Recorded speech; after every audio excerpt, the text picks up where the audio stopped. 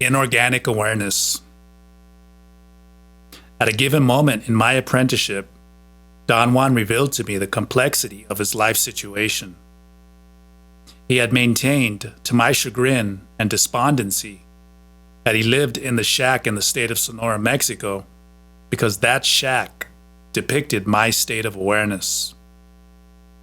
I didn't quite believe that he really meant that I was so meager, nor did I believe that he had other places to live, as he was claiming.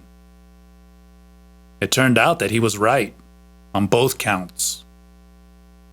My state of awareness was very meager, and he did have other places where he could live, infinitely more comfortable than the shack where I had first found him. Nor was he the solitary sorcerer that I had thought him to be, but the leader of a group of 15 other warrior travelers, 10 women and 5 men. My surprise was gigantic when he took me to his house in central Mexico, where he and his companion sorcerers lived. "Did you live in Sonora just because of me, Don Juan?" I asked him, unable to stand the responsibility which filled me with guilt and remorse and a sensation of worthlessness. "Well, I didn't actually live there," he said, laughing. "I just met you there. But you never knew when I was coming to see you, Don Juan," I said. "I had no means to let you know." "Well, if you remember correctly," he said, "there were many, many times when you didn't find me. You had to sit patiently and wait for me, for days sometimes." "Did you fly from here to Guaymas, Don Juan?" I asked him in earnest. I thought that the shortest way would have been to take a plane. "No, I didn't fly to Guaymas," he said with a big smile. "I flew directly to the shack where you were waiting."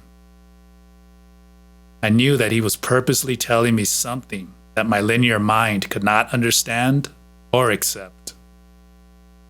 Something that was confusing me no end. I was at the level of awareness in those days when I asked myself incessantly a fatal question. What if all that Don Juan says is true? I didn't want to ask him any more questions because I was hopelessly lost, trying to bridge our 2 tracks of thought and action. In his new surroundings, Don Juan began painstakingly to instruct me in more complex facet of his knowledge, in a more complex facet. A facet that required all my attention. A facet in which merely suspending judgment was not enough. This was the time when I had to plummet down into the depths of his knowledge. I had to cease to be objective, and at the same time I had to desist from being subjective. One day I was helping Don Juan clean some bamboo poles in the back of his house. He asked me to put on some working gloves because, he said, the splinters of bamboo were very sharp and easily caused infections. He directed me on how to use a knife to clean the bamboo.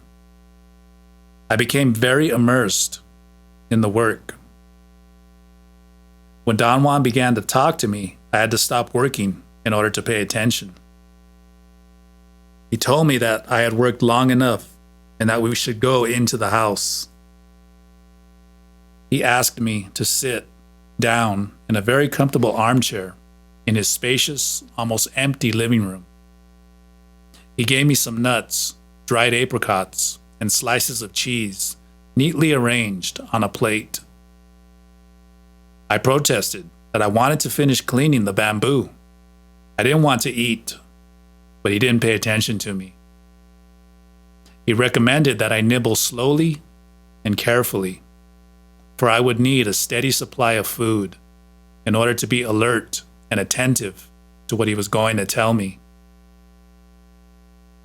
"You already know," he began, "that there exists in the universe a perennial force which the sorcerers of ancient Mexico called the Dark Sea of Awareness.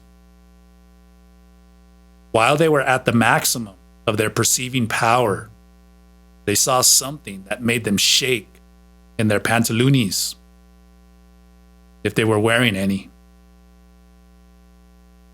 They saw that the Dark Sea of Awareness is responsible not only for the awareness of organisms, but also for the awareness of entities that don't have an organism. What is this, Don Juan? Beings without an organism that have awareness? I asked, astonished, for he had never mentioned such an idea before. The old shamans discovered that the entire universe is composed of twin forces, he began. Forces that are at the same time opposed and complementary to each other. It is inescapable that our world is a twin world. Its opposite and complementary world is one populated by beings that have awareness, but not an organism. For this reason, the old shamans called them inorganic beings. And where is this world, Don Juan?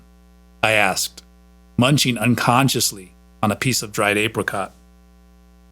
Here, where you and I are sitting, he replied matter-of-factly, but laughing outright at my nervousness. I told you that it's our twin world, so it's intimately related to us. The sorcerers of ancient Mexico didn't think like you do in terms of space and time. They thought exclusively in terms of awareness. Two types of awareness coexist without ever impinging on each other, because each type is entirely different from the other. The old shamans faced this problem of coexistence without concerning themselves with time and space.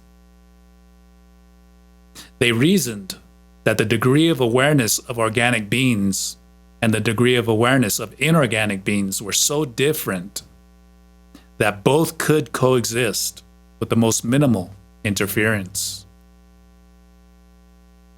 Can we perceive those inorganic beings, Don Juan? I asked. We certainly can, he replied. Sorcerers do it at will. Average people do it, but they don't realize that they're doing it because they are not conscious of the existence of a twin world. When they think of a twin world, they enter into all kinds of mental masturbation. But it has never occurred to them that their fantasies have their origin in a subliminal knowledge that all of us have, that we are not alone. I was riveted by Don Juan's words. Suddenly, I had become voraciously hungry. There was an emptiness in the pit of my stomach. All I could do was listen as carefully as I could and eat. The difficulty with your facing things in terms of time and space, he continued, is that you only notice if something has landed in the space and time at your disposal, which is very limited. Sorcerers, on the other hand, have a vast field on which they can notice if something extraneous has landed. Lots of entities from the universe at large, entities that possess awareness, but not an organism, land in the field of awareness of our world, or the field of awareness of its twin world, without an average human being ever noticing them. The entities that land on our field of awareness, or the field of awareness of our twin world, belong to other worlds that exist besides our world and its twin. The universe at large is crammed to the brim with worlds of awareness, organic and inorganic. Don Juan continued talking and said that those sorcerers knew when our inorganic awareness from other worlds besides our twin world had landed in their field of awareness. He said that as every human being on this earth would do, those shamans made endless classifications of different types of this energy that has awareness. They knew them by the general term, inorganic beings. Did those inorganic beings have life like we have life? I asked. If you think that life is to be aware, then they do have life, he said. I suppose it would be accurate to say that if life can be measured by the intensity, the sharpness, the duration of that awareness, I can sincerely say that they are more alive than you and I. Do those inorganic beings die, Don Juan? I asked. Don Juan chuckled for a moment before he answered. If you call death the termination of awareness, yes, they die. Their awareness ends. Their death is rather like the death of a human being, and at the same time it isn't, because the death of a human being has a hidden option. It is something like a clause in a legal document, a clause that is written in tiny letters that you can barely see. You have to use a magnifying glass to read it, and yet it's the most important clause of the document. What's the hidden option, Don Juan? Death's hidden option is exclusively for sorcerers. They are the only ones who have, to my knowledge, read the fine print. For them, the option is pertinent and functional. For average human beings, death means the termination of their awareness, the end of their organisms. For the inorganic beings, death means the same, the end of their awareness. In both cases, the impact of death is the act of being sucked into the dark sea of awareness. Their individual awareness, loaded with their life experiences, breaks its boundaries, and awareness as energy spills out into the dark sea of awareness. But what is death's hidden option that is picked up only by sorcerers, Don Juan? I asked. For a sorcerer, death is a unifying factor. Instead of disintegrating the organism, as is ordinarily the case, death unifies it. How can death unify anything? I protested. Death, for a sorcerer, he said, terminates the reign of individual moods in the body. The old sorcerers believed it was the dominion of the different parts of the body that ruled the moods and the actions of the total body. Parts that become dysfunctional drag the rest of the body to chaos, such as, for instance, when you yourself get sick from eating junk. In that case, the mood of your stomach affects everything else. Death eradicates the dominion of those individual parts. It unifies their awareness into one single unit. Do you mean that after they die, sorcerers are still aware? I asked. For sorcerers, death is an act of unification that employs every bit of their energy. You are thinking of death as a corpse in front of you, a body on which decay has settled. For sorcerers, when the act of unification takes place, there is no corpse. There is no decay. Their body in their entirety have been turned into energy. Energy possessing awareness that is not fragmented. The boundaries that are set up by the organism, boundaries which are broken down by death, are still functioning in the case of sorcerers, although they are no longer visible to the naked eye. I know that you are dying to ask me, he continued with a broad smile, if whatever I'm describing is the soul that goes to hell or heaven. No, it is not the soul. What happens to sorcerers when they pick up that hidden option of death is that they turn into inorganic beings. Very specialized, high-speed inorganic beings, being capable of stupendous maneuvers of perception. Sorcerers enter then into what the shamans of ancient Mexico called their definitive journey. Infinity becomes their realm of action. Do you mean by this, Don Juan, that they become eternal?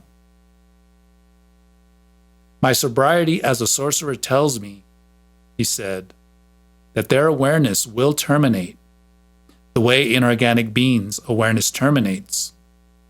But I haven't seen this happen. I have no first-hand knowledge of it. The old sorcerers believed that the awareness of this type of inorganic being would last as long as the earth is alive. The earth is their matrix. As long as it prevails, their awareness continues. To me, this is a most reasonable statement. The continuity and order of Don Juan's explanation had been, for me, superb. I had no way whatsoever in which to contribute. He left me with a sensation of mystery and unvoiced expectations to be fulfilled.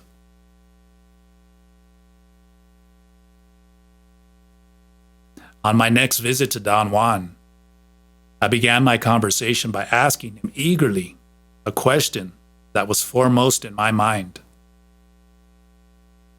Is there a possibility, Don Juan, that ghosts and apparitions really exist?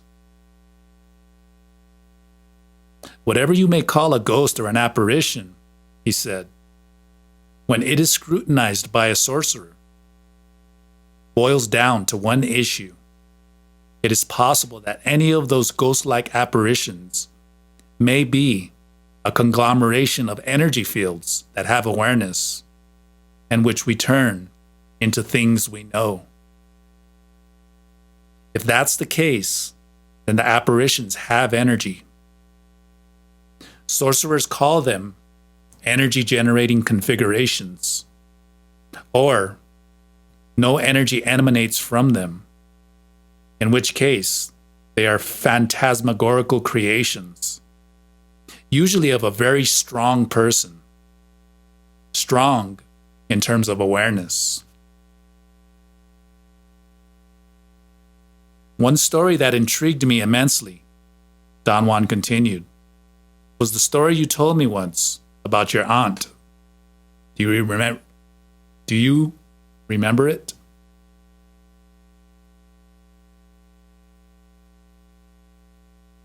I had told Don Juan that when I was 14 years old, I had gone to live in my father's sister's house.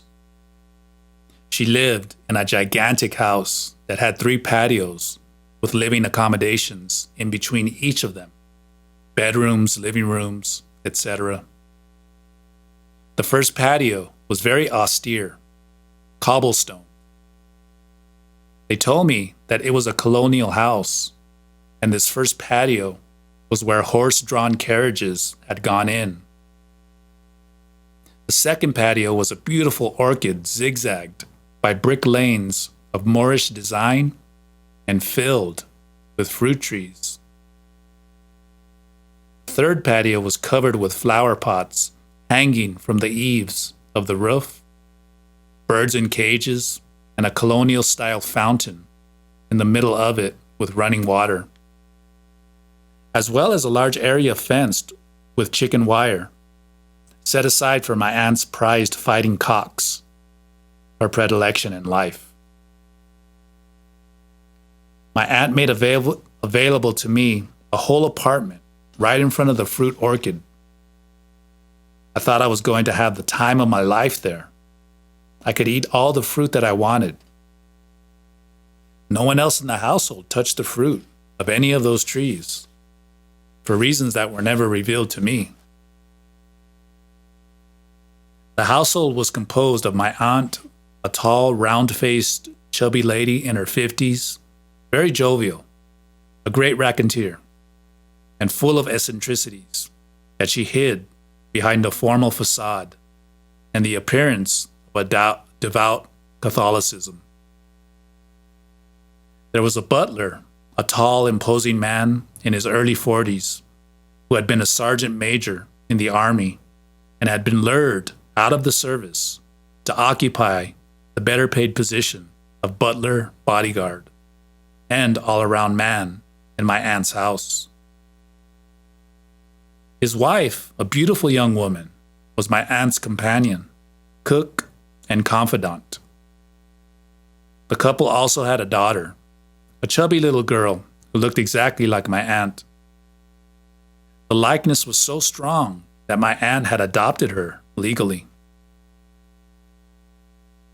Those four were the quietest people I had ever met. They lived a very sedate life, punctuated only by the eccentricities of my aunt, who, on the spur of the moment, would decide to take trips or buy promising new fighting cocks, train them, and actually have serious contests in which enormous sums of money were involved. She tended her fighting cocks with loving care, sometimes all day long. She wore thick leather gloves and stiff leather leggings to keep the fighting cocks from spurring her. I spent 2 stupendous months living in my aunt's house. She taught me music in the afternoons and told me endless stories about my family's ancestors. My living situation was ideal for me because I used to go out with my friends and didn't have to report the time I came back to anybody. Sometimes I used to spend hours without falling asleep, lying on my bed. I used to keep my window open to let the smell of orange blossoms fill my room. Whenever I was lying there awake, I would hear someone walking down a long corridor that ran the length of the whole property on the north side, joining all the patios of the house. This corridor had beautiful arches and a tiled floor. There were 4 light bulbs of minimal voltage that dimly illuminated the corridor. Lights that were turned on at 6 o'clock every evening and turned off at 6 in the morning.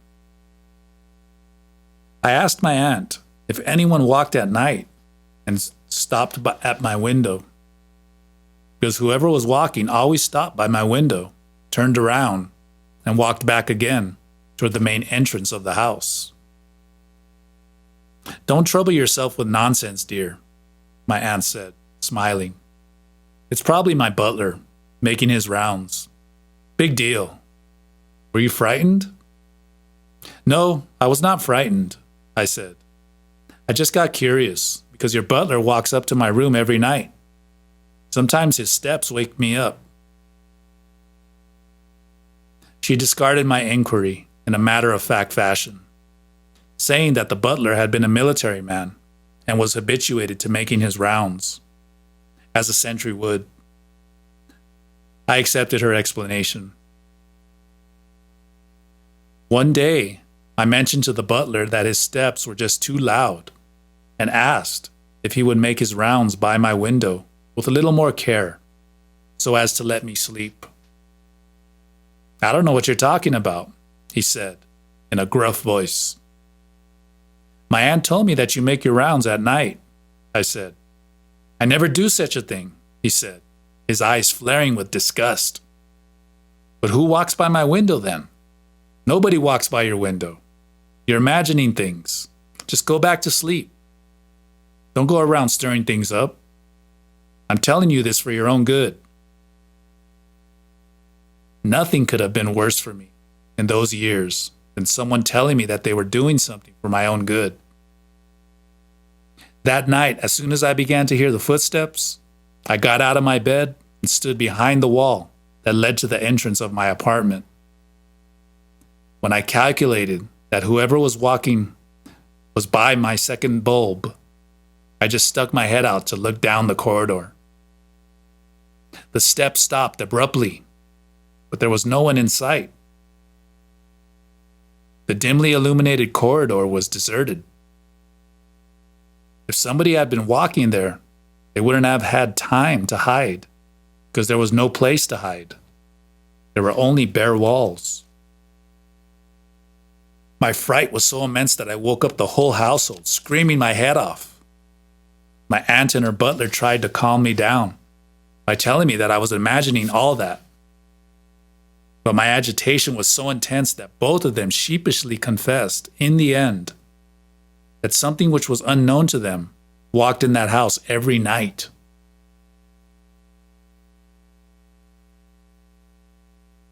Don Juan had said that it was almost surely my aunt who walked at night. That is to say, some aspect of her awareness over which she had no volitional control. He believed that this phenomenon obeyed a sense of playfulness or mystery that she cultivated.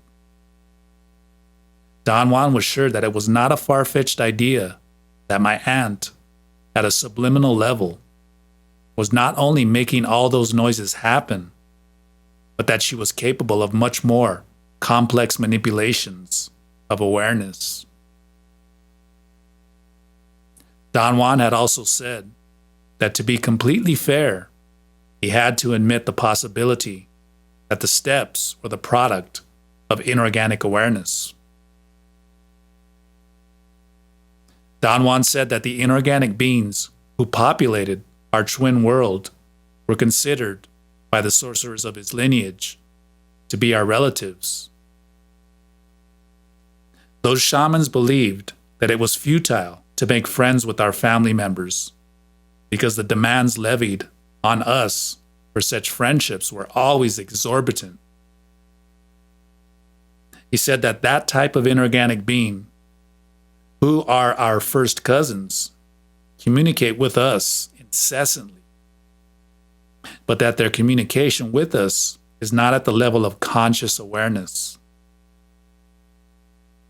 In other words, we know all about them in a subliminal way, while they know all about us in a deliberate, conscious manner. The energy from our first cousins is a drag, Don Juan went on. They are as fucked up as we are. Let's say that the organic and inorganic beings of our twin worlds are the children of two sisters who live next door to each other. They are exactly alike, although they look different. They cannot help us, and we cannot help them. Perhaps we could join together and make a fabulous family business corporation, but that hasn't happened. Both branches of the family are extremely touchy and take offense over nothing. A typical relationship between touchy first cousins. The crux of the matter, the sorcerers of ancient Mexico believed, is that both human beings and inorganic beings from the twin worlds are profound egomaniacs.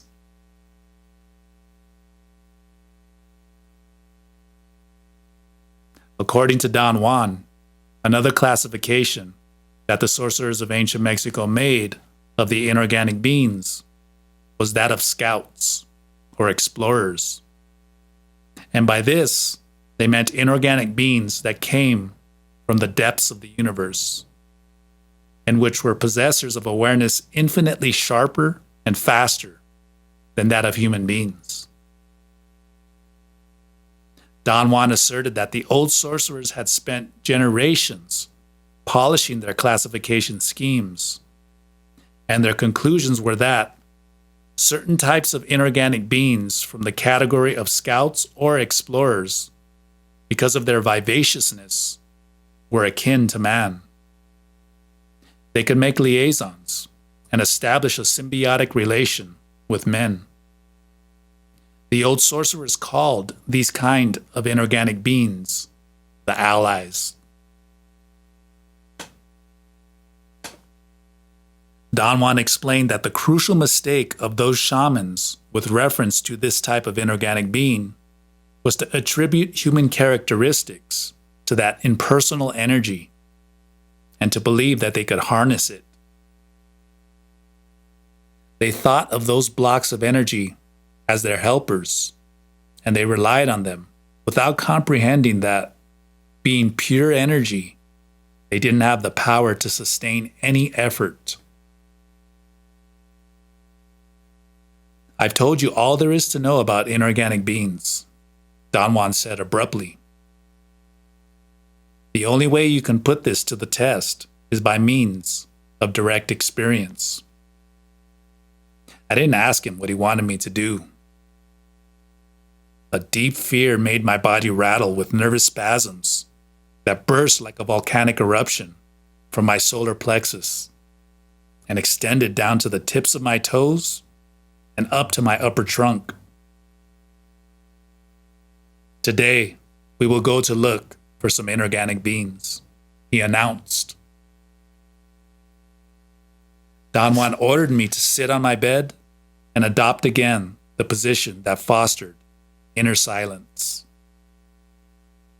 I followed his command with unusual ease. Normally, I would have been reluctant, perhaps not overtly, but I would have felt a twinge of reluctance nonetheless. I had a vague thought that by the time I sat down, I was already in a state of inner silence. My thoughts were no longer clear. I felt an impenetrable darkness surrounding me, making me feel as if I were falling asleep. My body was utterly motionless, either because I had no intention of setting up my commands to move, or because I just couldn't formulate them. A moment later, I found myself with Don Juan, walking in the Sonoran Desert. I recognized the surroundings. I had been there with him so many times that I had memorized every feature of it. It was the end of the day, and the light of the setting sun created in me a mood of desperation. I walked automatically, aware that I was feeling in my body sensations that were not accompanied by thoughts. I was not describing to myself my state of being. I wanted to tell this to Don Juan, but the desire to communicate my bodily sensations to him vanished in an instant. Don Juan said very slowly and in a low, grave voice that the dry riverbed on which we were walking was a most appropriate place for our business at hand, and that I should sit on a small boulder alone, while he went and sat on another boulder about 50 feet away. I didn't ask Don Juan, as I ordinarily would have, what I was supposed to do. I knew what I had to do. I heard then the rustling steps of people walking through the bushes that were sparsely scattered around. There wasn't enough moisture in the area to allow the heavy growth of underbrush. Some sturdy bushes grew there, with a space of perhaps 10 or 15 feet between them. I saw then 2 men approaching. They seemed to be local men, perhaps Yaqui Indians, from one of the Yaqui towns in the vicinity. They came and stood by me. One of them nonchalantly asked me how I had been. I wanted to smile at him, laugh, but I couldn't. My face was extremely rigid, yet I was ebullient. I wanted to jump up and down, but I couldn't. I told him that I had been fine. Then I asked them who they were. I said to them that I didn't know them, and yet I sensed an extraordinary familiarity with them. One of the men said matter-of-factly that they were my allies. I stared at them, trying to memorize their features, but their features changed. They seemed to mold themselves to the mood of my stare. No thoughts were involved. Everything was a matter guided by visceral sensations. I stared at them long enough to erase their features completely, and finally, I was facing two shiny blobs of luminosity that vibrated. The blobs of luminosity did not have boundaries. They seemed to sustain themselves cohesively from within. At times, they became flat, wide. Then they would take on a verticality again, at the height of a man. Suddenly, I felt Don Juan's arm hooking my right arm and pulling me from the boulder. He said that it was time to go. The next moment, I was in his house again, in central Mexico, more bewildered than ever. Today, you found inorganic awareness, and then you saw it as it really is, he said. Energy is the irreducible residue of everything. As far as we are concerned, to see energy directly is the bottom line for a human being. Perhaps there are other beings, other things beyond that, but they are not available to us. Don Juan asserted all this over and over, and every time he said it, his words seemed to solidify me more and more, to help me return to my normal state. I told Don Juan everything I had witnessed, everything I had heard. Don Juan explained to me that I had succeeded that day in transforming the anthropomorphite shape of the inorganic beings into their essence, impersonal energy aware of itself. You must realize, he said, that it is our cognition, which is in essence an interpretation system that curtails our resources. Our interpretation system is what tells us what the parameters of our possibilities are. And since we have been using that system of interpretation all our lives, we cannot possibly dare to go against its dictums. The energy of those inorganic beings pushes us, Don Juan went on, and we interpret that push as we may, depending on our mood. The most sober thing to do for a sorcerer is to relegate those entities to an abstract level. The fewer interpretations sorcerers make, the better off they are. From now on, he continued, whenever you are confronted with the strange sight of an apparition, hold your ground and gaze at it with an inflexible attitude. If it is an inorganic being, your interpretation of it will fall off like dead leaves, If nothing happens, it is just a chicken shit aberration of your mind, which is not your mind anyway.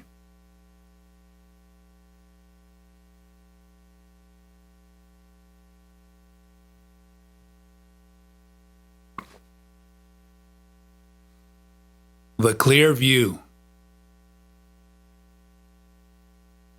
For the first time in my life, I found myself in a total quandary as to how to behave in the world. The world around me had not changed. It definitely stemmed from a flaw in me.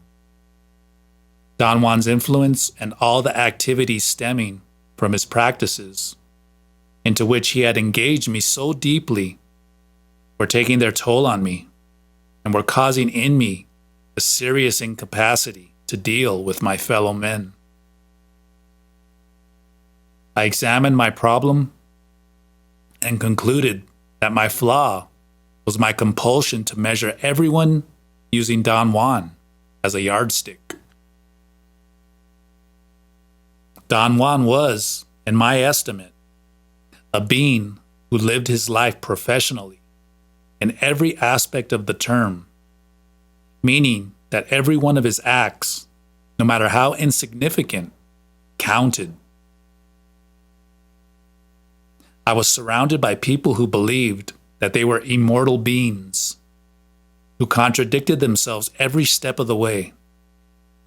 They were beings whose acts could never be accounted for. It was an unfair game. The cards were stacked against the people I encountered. I was accustomed to Don Juan's unalterable behavior, to his total lack of self-importance, and to the unfathomable scope of his intellect. Very few of the people I knew were even aware that there existed another pattern of behavior that fostered those qualities. Most of them knew only the behavioral pattern of self-reflection, which renders men weak and contorted. Consequently, I was having a very difficult time in my academic studies. I was losing sight of them. I tried desperately to find a rationale that would justify my academic endeavors.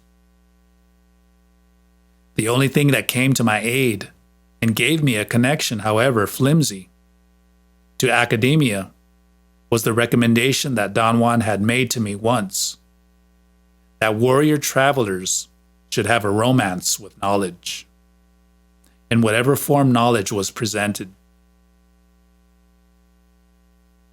He had defined the concept of warrior travelers, saying that it referred to sorcerers who, by being warriors, traveled in the dark sea of awareness.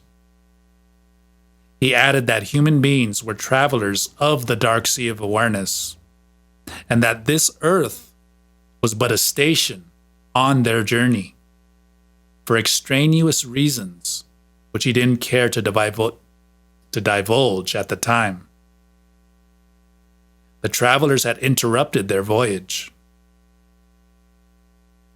He said that human beings were caught in a sort of eddy, a current that went in circles, giving them the impression of moving while they were, in essence, stationary. He maintained that sorcerers were the only opponents of whatever force kept human beings prisoners, and that by means of their discipline, sorcerers broke loose from its grip and continued their journey of awareness. What precipitated the final chaotic upheaval in my academic life was my incapacity to focus my interest on topics of anthropological concern that didn't mean a hoot to me. Not because of their lack of appeal, but because they were mostly matters where words and concepts had to be manipulated, as in a legal document, to obtain a given result that would establish precedents. It was argued that human knowledge is built in such fashion, and that the effort of every individual was a building block in constructing a system of knowledge. The example that was put to me was that of the legal system by which we live, and which is of invaluable importance to us. However, my romantic notions at the time impeded me from conceiving of myself as a barrister at anthropology. I had bought, lock, stock, and barrel, the concept that anthropology should be the matrix of all human endeavor, or the measure of man. Don Juan, a consummate pragmatist, a true warrior traveler of the unknown, said that it was full of prunes. He said that it didn't matter that the anthropological topics proposed to me were maneuvers of words and concepts, that what was important was the exercise of discipline. It doesn't make any difference, he said to me one time, how good a reader you are and how many wonderful books you can read. What's important is that you have the discipline to read what you don't want to read.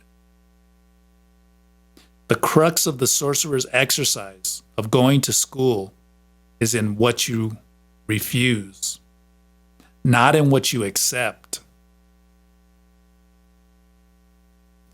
I decided to take some time off from my studies and went to work in the art department of a company that made decals. My job engaged my efforts and thoughts to their fullest extent. My challenge was to carry out the tasks assigned to me as perfectly and as rapidly as I could. To set up the vinyl sheets with the images to be processed by silkscreening into decals was a standard procedure that wouldn't admit of any innovation, and the efficiency of the worker was measured by exactness and speed. I became a workaholic and enjoyed myself tremendously. The director of the art department and I became fast friends. He practically took me under his wing. His name was Ernest Lipton. I admired and respected him immensely. He was a fine artist and a magnificent craftsman. His flaw was his softness, his incredible consideration for others, which bordered on passivity. For example, one day we were driving out of the parking lot of a restaurant where we had eaten lunch. Very politely, he waited for another car to pull out of the parking space in front of him. The driver obviously didn't see us and began to back out at a considerable speed. Ernest Lipton could easily have blown his horn to attract the man's attention, to watch where he was going. Instead, he sat grinning like an idiot as the guy crashed into his car. Then he turned and apologized to me. "Gee, I could have blown my horn," he said.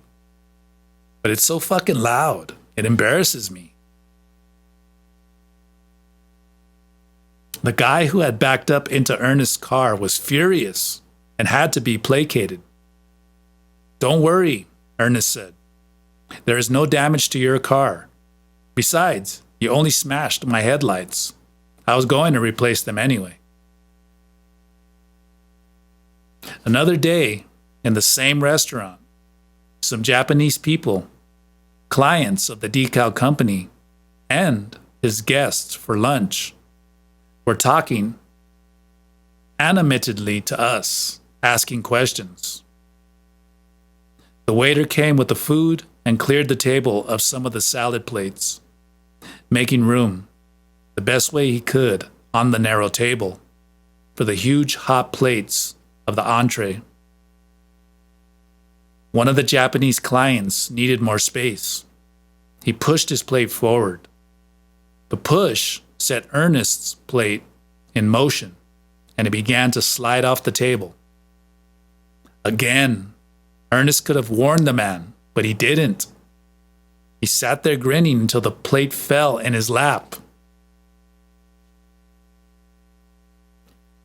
On another occasion, I went to his house to help him put up some rafters over his patio, where he was going to let a grapevine grow for a partial shade and fruit.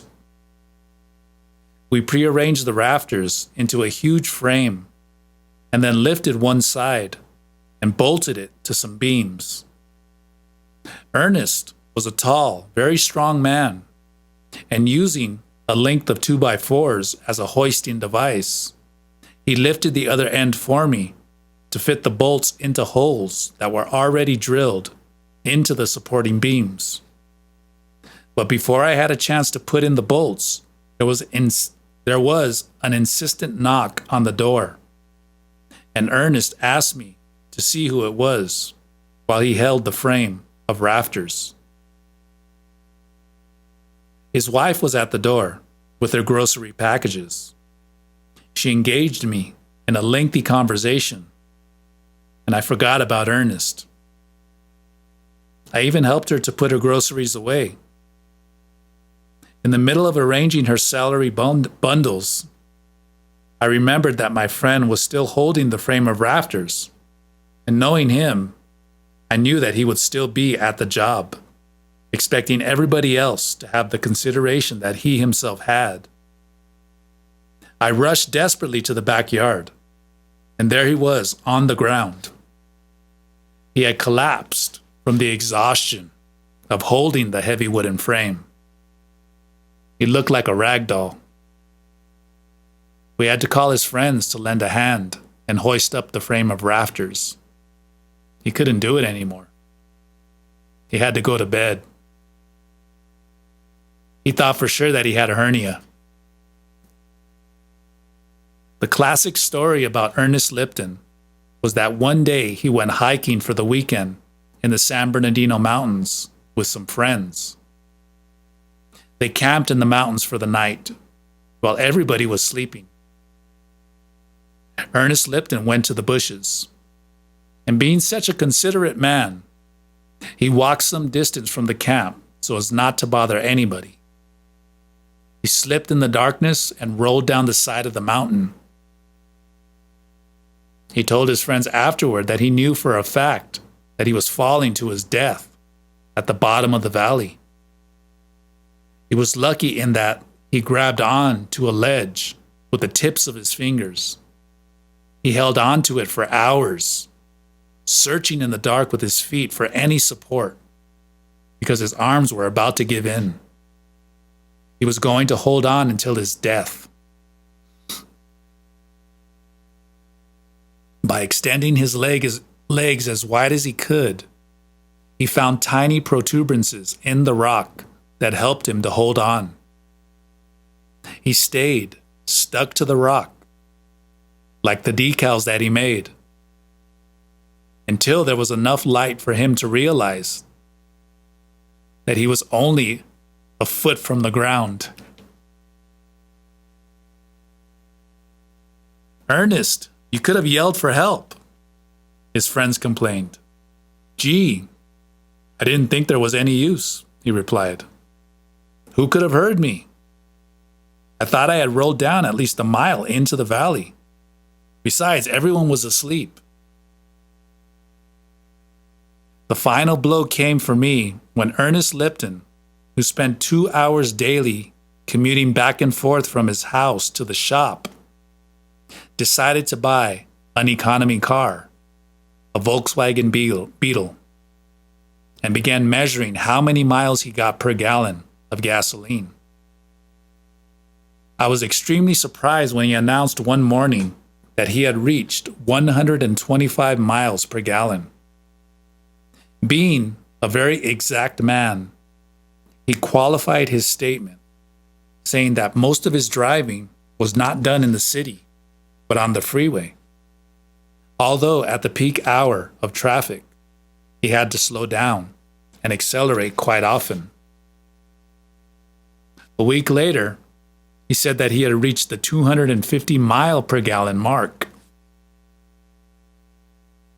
This marvelous event escalated until he reached an unbelievable figure, 645 miles to a gallon. His friend told him that he should enter this figure into the logs of the Volkswagen company. Ernest Lipton was as pleased as Punch and gloated, saying that he wouldn't know what to do if he reached the 1,000-mile mark. His friends told him that he should claim a miracle. This extraordinary situation went on until one morning when he caught one of his friends, who for months had been playing the oldest gag in the book on him, adding gasoline to his tank. Every morning, he had been adding 3 or 4 cups, so that Ernest's gas gauge was never on empty. Ernest Lipton was nearly angry. His harshest comment was, "Gee, is this supposed to be funny?" I had known for weeks that his friends were playing that gag on him, but I was unable to intervene. I felt that it was none of my business. The people who were playing the gag on Ernest Lipton were his lifelong friends. I was a newcomer. When I saw his look of disappointment and hurt, and his incapacity to get angry, I felt a wave of guilt and anxiety. I was facing again an old enemy of mine. I despised Ernest Lipton, and at the same time, I liked him immensely. He was helpless. The real truth of the matter was that Ernest Lipton looked like my father. His thick glasses and his receding hairline, as well as the stubble of graying beard that he could never quite shave completely, brought my father's features to mind. He had the same straight, pointed nose and pointed chin. But seeing Ernest Lipton's inability to get angry and punch the jokers in the nose was what really clinched his likeness to my father for me and pushed it beyond the threshold of safety. I remembered how my father had been madly in love with the sister of his best friend. I spotted her one day in a resort town, holding hands with a young man. Her mother was with her as a chaperone. The girl seemed so happy. The two young people looked at each other, enraptured. As far as I could see, it was young love at its best. When I saw my father, I told him, relishing every instant of my recounting with all the malice of my 10 years, that his girlfriend had a real boyfriend. He was taken aback. He didn't believe me. "But have you said anything at all to the girl?" I asked him daringly. "Does she know that you are in love with her?" "Don't be stupid, you little creep," he snapped at me. "I don't have to tell any woman any shit of that sort." Like a spoiled child, he looked at me petulantly, his lips trembling with rage. "She's mine. She should know that she's my woman without my having to tell her anything." He declared all this with the certainty of a child who has had everything in life given to him without having to fight for it. At the apex of my form, I delivered my punchline. "Well," I said, "I think she expected someone to tell her that, and someone has just beaten you to it." I was prepared to jump out of his reach and run, because I thought that he would slash at me with all the fury in the world. But instead, he crumpled down and began to weep. He asked me sobbingly, uncontrollably, that since I was capable of anything, would I please spy on the girl for him and tell him what was going on. I despised my father beyond anything I could say, and at the same time I loved him with a sadness that was unmatched. I cursed myself for precipitating that shame on him. Ernest Lipton reminded me of my father so much that I quit my job, alleging that I had to go back to school.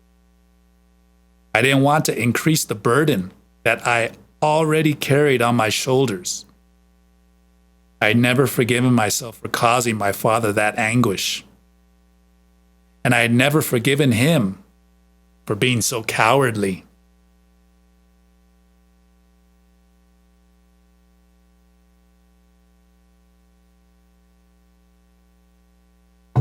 I went back to school and began the gigantic task of reintegrating myself into my studies of anthropology.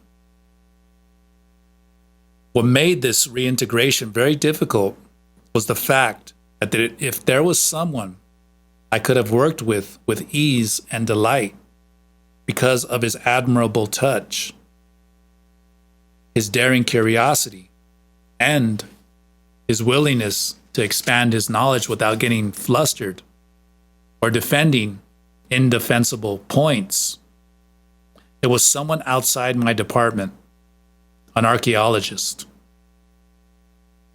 It was because of his influence that I had become interested in fieldwork in the first place.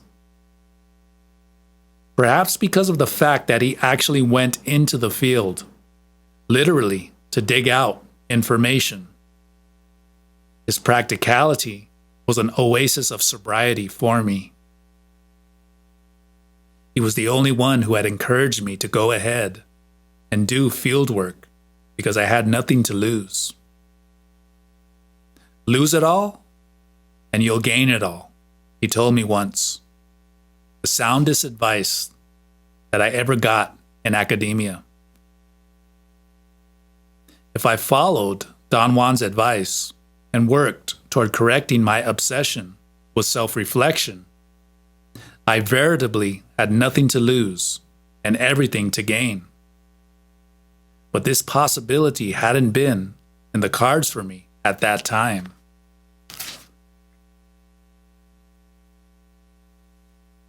When I told Don Juan about the difficulty I encountered in finding a professor to work with, I thought that his reaction to what I said was vicious. He called me a petty fart, and worse. He told me what I already knew, that if I were not so tense, I could have worked successfully with anybody in academia or in business. Warrior travelers don't complain, Don Juan went on. They take everything that infinity hands them as a challenge. A challenge is a challenge. It isn't personal. It cannot be taken as a curse or a blessing. A warrior traveler either wins the challenge or the challenge demolishes him. It's more exciting to win. So, win. I told him that it was easy for him or anyone else to say that, but to carry it out was another matter, and that my tribulations were insoluble because they originated in the incapacity of my fellow men to be consistent. It's not the people around you who are at fault, he said. They cannot help themselves. The fault is with you because you can help yourself, but you are bent on judging them at a deep level of silence. Any idiot can judge. If you judge them, you will only get the worst out of them. all of us human beings are prisoners. And it is that prison that makes us act in such a miserable way. Your challenge is to take people as they are. Leave people alone. You are absolutely wrong this time, Don Juan, I said. Believe me, I have no interest whatsoever in judging them or entangling myself with them in any way. You do understand what I'm talking about, he insisted, doggedly. If you're not conscious of your desire to judge them, he continued, you are even in worse shape than I thought. This is the flaw of warrior travelers when they begin to resume their journeys. They get cocky, out of hand. I admitted to Don Juan that my complaints were petty in the extreme. I knew that much. I said to him that I was confronted with daily events that had the nefarious quality of wearing down all my resolve, and that I was embarrassed to relate to Don Juan the incidents that weighed heavily on my mind. Come on, he urged me. Out with it. Don't have any secrets from me. I'm an empty tube. Whatever you say to me will be projected out into infinity. All I have are miserable complaints, I said. I am exactly like all the people I know. There's no way to talk to a single one of them without hearing an overt or a covert complaint. I related to Don Juan how even in the simplest dialogues, my friends managed to sneak in an endless number of complaints, such as in a dialogue like this one. How's everything, Jim? Oh, fine, Cal. A huge silence would follow. I would be obliged to say, is there something wrong, Jim? No, everything's great. I have a bit of a problem with Mel, but you know how Mel is, selfish and shitty. But you have to take your friends as they come, true? He could, of course, have a little more consideration, but what the fuck? He's himself. He always puts the burden on you. Take me or leave me. He's been doing that since we were 12, so it's really my fault. Why in the fuck do I have to take him? Well, you're right, Jim. You know Mel is very hard, yes? Yeah. Well, speaking of shitty people, you're no better than Mel, Cal. I could never count on you, etc. Another classic dialogue was, how are you doing, Alex? How's your married life? Oh, it's just great. For the first time, I'm eating on time. Home-cooked meals, but I'm getting fat. There's nothing for me to do except watch TV. I used to go out with you guys, but now I can't. Teresa doesn't let me. Of course, I could tell her to go and fuck herself, but I don't want to hurt her. I feel content, but miserable. And Alex had been the most miserable guy before he got married. He was the one whose classic joke was to tell his friends every time we ran into him, hey, come to my car. I want to introduce you to my bitch. He enjoyed himself pink with our crushed expectations when we would see that he had in his car was a female dog. He introduced his bitch to all his friends. We were shocked when he actually married Teresa, a long-distance runner. They met at a marathon when Alex fainted. They were in the mountains, and Teresa had to revive him by any means. So she pissed on his face. After that, Alex was her prisoner. She had marked her territory. His friends used to say, her pissy prisoner. His friends thought that she was the true bitch who had turned Weird Alex into a fat dog. Don Juan and I laughed for a while. Then he looked at me with a serious expression.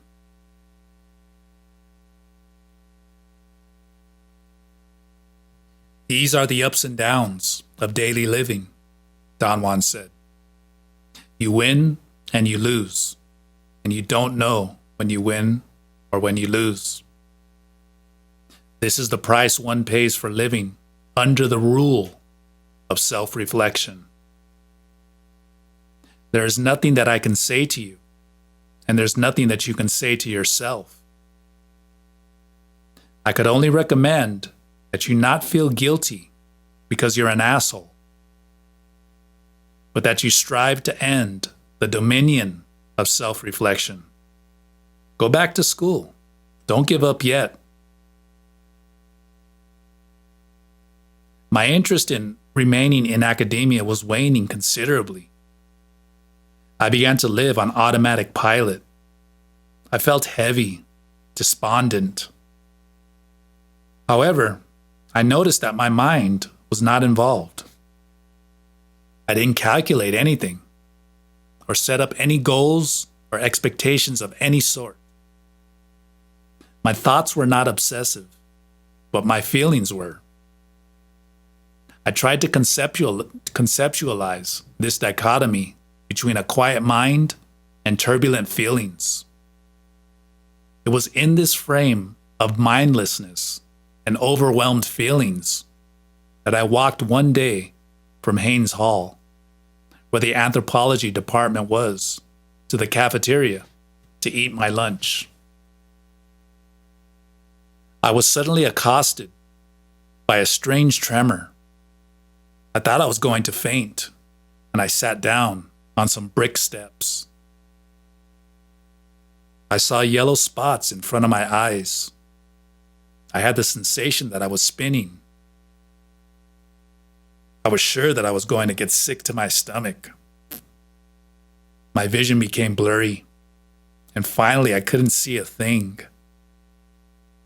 My physical discomfort was so total and intense that it didn't leave for a single thought.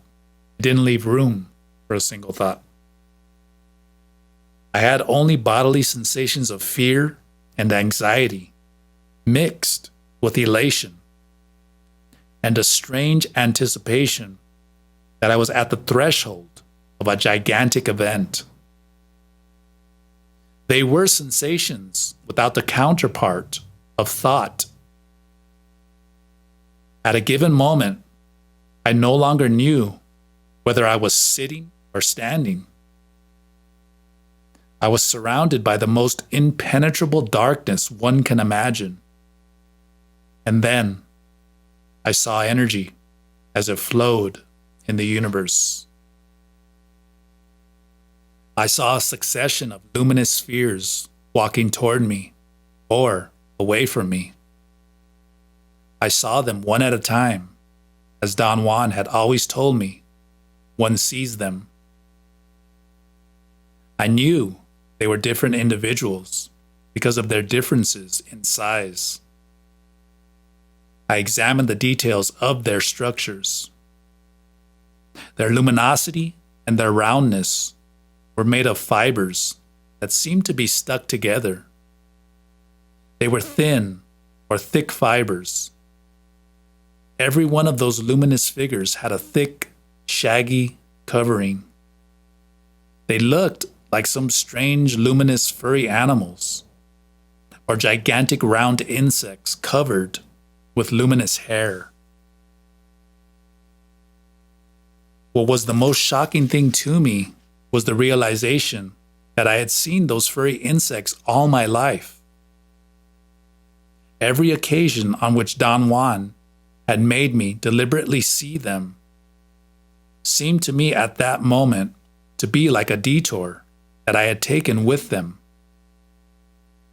I remembered every instance of his help in making me see people as luminous spheres. And all of those instances were set apart from the bulk of seeing to which I was having access now. I knew then, beyond the shadow of a doubt, that I had perceived energy as it flows in the universe all my life, on my own, without anybody's help. Such a realization was overwhelming to me. I felt infinitely vulnerable, frail. I needed to seek cover, to hide somewhere. It was exactly like the dream that most of us seem to have at one time or another, in which we find ourselves naked and don't know what to do. I felt more than naked.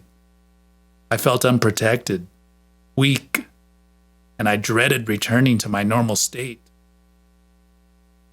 In a vague way, I sensed that I was lying down. I braced myself for my return to normality. I conceived of the idea that I was going to find myself lying on the brick walk, twitching convulsively, surrounded by a whole circle of spectators. The sensation that I was lying down became more and more accentuated. I felt that I could move my eyes. I could see light through my closed eyelids, but I dreaded opening them. The odd part was that I didn't hear any of those people that I imagined were around me. I heard no noise at all. At last, I ventured, opening my eyes. I was on my bed in my office apartment by the corner of Wilshire and Westwood Boulevards. I became quite hysterical upon finding myself in my bed. But for some reason that was beyond my grasp, I calmed down almost immediately. My hysteria was replaced by a bodily indifference, or by a state of bodily satisfaction, something like what one feels after a good meal. However, I could not quiet my mind. It had been the most shocking thing imaginable for me to realize that I had perceived energy directly all my life. How in the world could it have been possible that I hadn't known? What had been preventing me from gaining access to that facet of my being? Don Juan had said that every human being has the potential to see energy directly. What he hadn't said was that every human being already sees energy directly, but doesn't know it.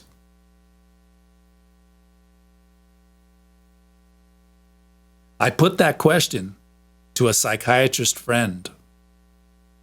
He couldn't shed any light on my quandary. He thought that my reaction was the result of fatigue and overstimulation. He gave me a prescription for Valium and told me to rest. I hadn't dared mention to anyone that I had woken up in my bed without being able to account for how I had gotten there. Therefore, my haste to see Don Juan was more than justified. I flew to Mexico City as soon as I could, rented a car, and drove to where he lived. "You've done all this before," Don Juan said, laughing, when I narrated my mind-boggling experience to him. "There are only two things that are new. One is that now you have perceived energy all by yourself. What you did was to stop the world. And then you realized that you have always seen energy as it flows in the universe, as every human being does, but without knowing it deliberately. The other new thing is that you have traveled from your inner silence all by yourself. You know, without my having to tell you, that anything is possible if one departs from inner silence. This time, your fear and vulnerability made it possible for you to end up in your bed, which is not really that far from the UCLA campus. If you would not indulge in your surprise, you would realize that what you did is nothing extraordinary for a warrior traveler.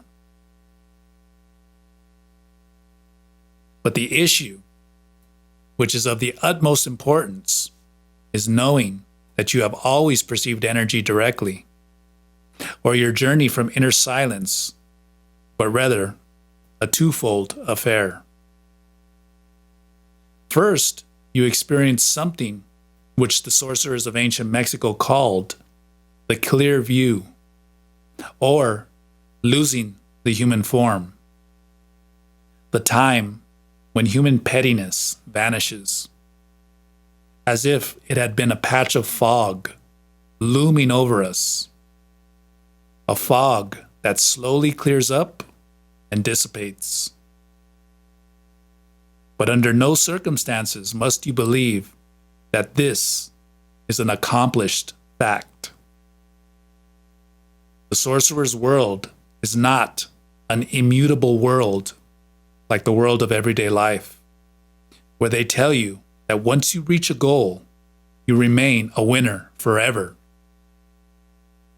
In the sorcerer's world, to arrive at a certain goal means that you have simply acquired the most efficient tools to continue your fight, which, by the way, will never end. The second part of this twofold matter is that you experienced the most maddening question for the hearts of human beings. You expressed it yourself when you asked yourself the questions: how in the world could it have been possible that I didn't know that I perceived energy directly all my life? What had been preventing me from gaining access to that facet of my being?